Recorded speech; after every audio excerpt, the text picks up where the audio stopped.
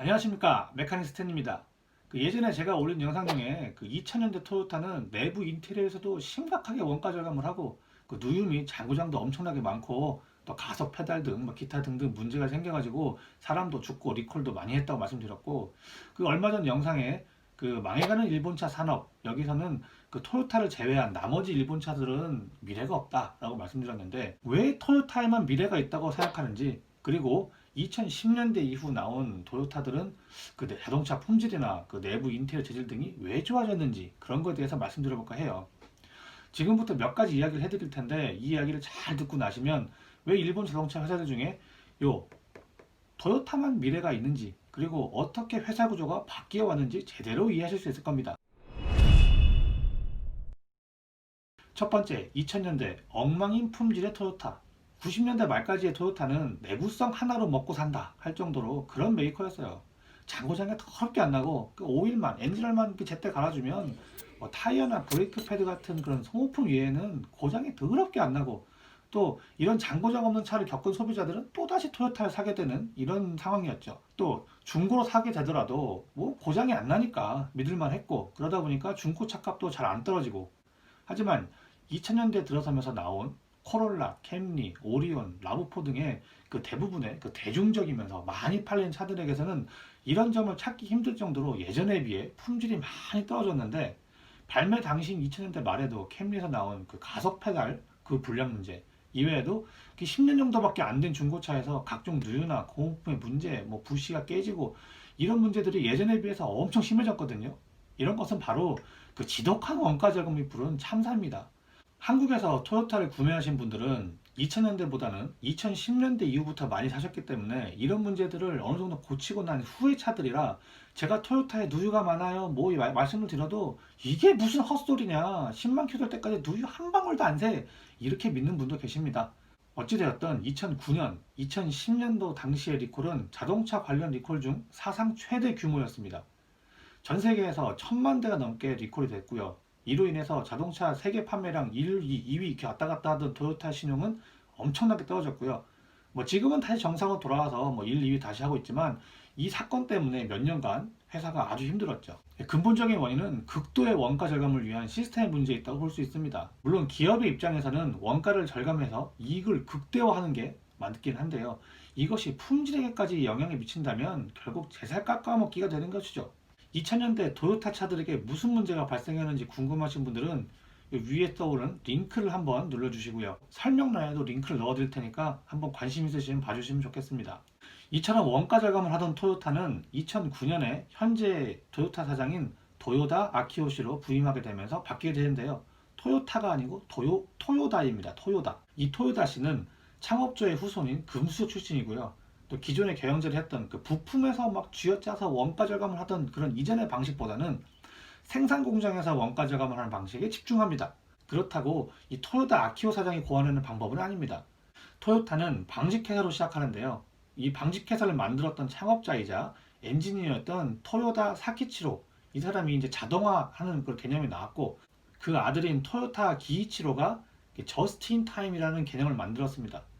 저스틴 타임은 부품을 쌓아두지 않고 바로바로 필요한 만큼 만드는 방식인데, 이거는 이제 부품뿐만 아니라 작업자들의 동선이나 공정의 단순화 이런 것들 다 포함합니다.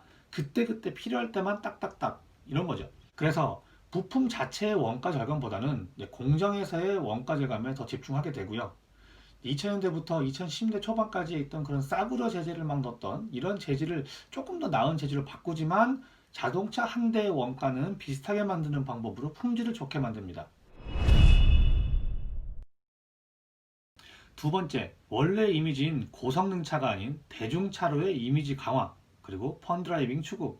회사 이미지에 하나도 도움이 안 되고 쓸데없이 돈만 들이던 F1 포뮬러 레이싱을 해체합니다.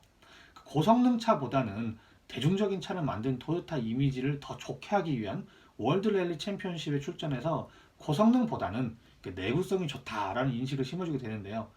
애초에 고성능 차를 만드는 페라리 같은 이런 회사라면 F1에서 우승하는 게 엄청 판매 영향을 주겠죠. 하지만 그런 차를 만들지도 않고 대중적인 차만 주로 만든 토요타에서는 F1 우승이 아무 의미가 없어요. 그죠? 차라리 월드 랠리 챔피언십에서 우승하는 게 더 중요하다고 볼 수 있죠. 이제 이런 랠리 이외에 토요타 아키오 본인도 토요타의 새 차량을 출고할 때 테스트 드라이브를 하는 그런 마스터 드라이버기도 한데요. 원래는 경영자가 하는 게 아니고 테스트 전문 드라이버가 출고하기 전에 테스트를 하고 뭐 세팅값 바꾸고 이런 일을 하게 됩니다. 그런데 사장이 되기 전에 이분이 그 이니셜 D로도 유명한 토요타 AE86, 또 MR2, 수프라 등을 테스트하고 세팅을 조정했던 나르세 히로무에게 드라이빙 기술을 전수받으면서 가주 레이싱 팀을 만들기도 하는 등 본인 스스로가 그 기존의 재미없는 토요타, 재미없고 너무 뭐 설렁설렁한 이런 토요타 드라이빙 성능을 재미있는 차로 만들기 위한 노력을 하게 되고요. 또 이에 대한 철학 덕분에 현재 CHR 같은 재미있는 운전을 할 수 있는 차가 토요타에서도 나오게 되는 것이죠. 예전에 경영진이었으면 CHR 같은 건 꿈도 못 꿀 이야기입니다. 그 예전에 그 헐렁헐렁한 재미없는 캠리 같은 차나 계속 만들고 있겠죠. 그것도 싸게, 그죠? 자, 이제 지난 10년간 이 토요타가 어떻게 바뀌었는지 말씀드렸으니까 다시 원래 주제인 토요타의 혁신이 가능한 이유로 들어가 봅시다. 기존에 원가 절감만을 집중하던 일본 자동차 경영진과는 다르게 펀 드라이빙을 추구한 것 이외에도 미국에서 이분이 미국에서 유학 갔다 왔거든요. 유학에서 갔다 오면서 미국물을 먹어서인지 모르겠는데 지금은 종료되었지만 2010년 당시에 그 사기꾼 취급받던 테슬라와 협업을 하기도 하고요. 또 미래 자동차에 대한 대비를 하기 위해서 수소차, 전기차 등의 엄청난 투자와 계획을 하면서 회사의 체질을 아예 바꿔버렸습니다. 그래서 미래에도 경쟁력 있는 회사로 만들게 됩니다. 그 망해가는 일본차 산업에서 말씀드린 외국인 경영자를 데려오지 않고도 일본차의 혁신이 가능한 부분이 있다면 바로 이런 도요다시의 예일 듯합니다. 저는 또한 토요타를 제외한 다른 일본차는 미래가 없다고 했습니다. 그 한국의 현대가 미래에 경쟁을 하며 싸워야 될 상대는 독일의 폭스바겐 그리고 일본의 토요타라고 생각합니다. 그 전기차 플랫폼을 만든 BMW와 제규가 있긴 한데요.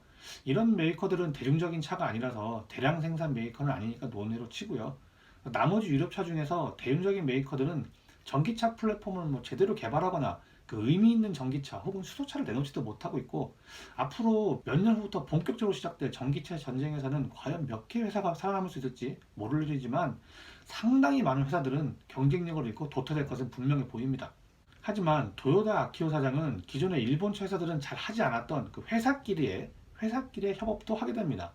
현재 토요타는 마츠다, 스바루, 스즈키, 다이하츠 이런 여러 회사들과 같이 협업을 하고 있고 이들 중에 어떤 회사 끝까지 갈지 모르겠지만 서로 간의 그 시너지를 엄청나게 잘 일어나면 미래에 어떻게 될지는 사실 아무도 모를 일이 되고 있습니다. 토요타가 최대 주주인 스바루와 전기차 플랫폼을 공유하면서 중형 SUV 등을 개발하고 스즈키와도 기술 개발을 같이 하고 있는데요.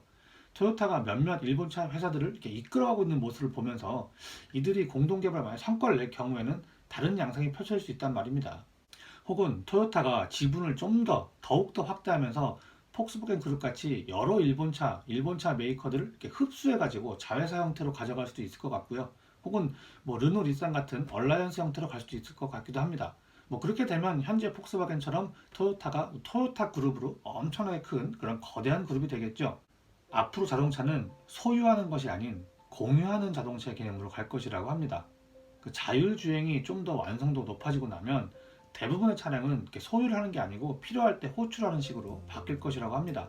이제 그때가 되면 우버나 택시 같은 회사들은 문을 닫아야겠죠.